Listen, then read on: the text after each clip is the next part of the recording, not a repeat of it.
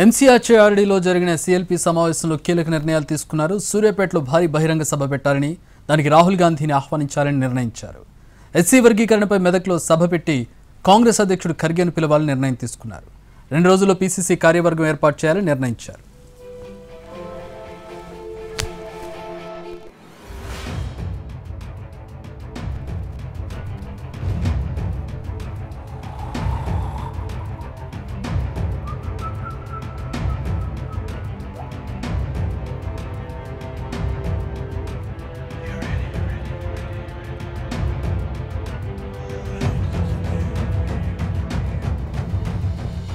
CLP సమావేశంలో 5 ఎమ్మెల్యేలు మాట్లాడారు. కేటీఆర్ బినామీ అమీన్పూర్లో భూములు ఆక్రమించారని సీఎల్పీ సమావేశంలో అనిరుద్ధ్ రెడ్డి మాట్లాడారు.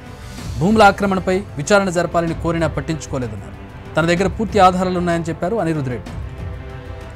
2 లక్షల రూపాయల రుణమాఫీ చేసి కూడా ప్రచారం చేసుకోలేకపోయామని సీఎల్పీ సమావేశంలో చెప్పారు కోమటిరెడ్డి రాజగోపాల్ రెడ్డి. అందరికీ రైతు భరోసా ఇవ్వాలని కోరారు.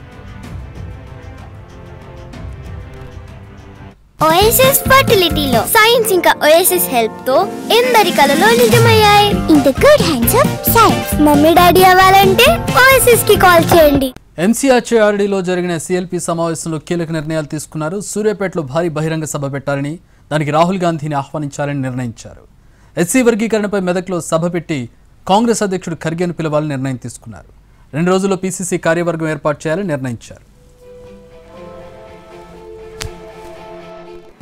సీఎల్పీ సమావేశంలో 5 ఎమ్మెల్యేలు మాట్లాడారు. కేటీఆర్ బినామీ అమీన్పూర్లో భూములు ఆక్రమించారని సీఎల్పీ సమావేశంలో అనిరుద్ధ్ రెడ్డి మాట్లాడారు.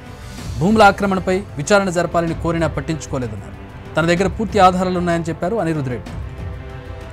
2 లక్షల రూపాయల రుణమాఫీ చేసి కూడా ప్రచారం చేసుకోలేకపోయామని సీఎల్పీ సమావేశంలో చెప్పారు కోమటిరెడ్డి రాజగోపాల్ రెడ్డి. అందరికీ రైతు భరోసా ఇవ్వాలని కోరారు.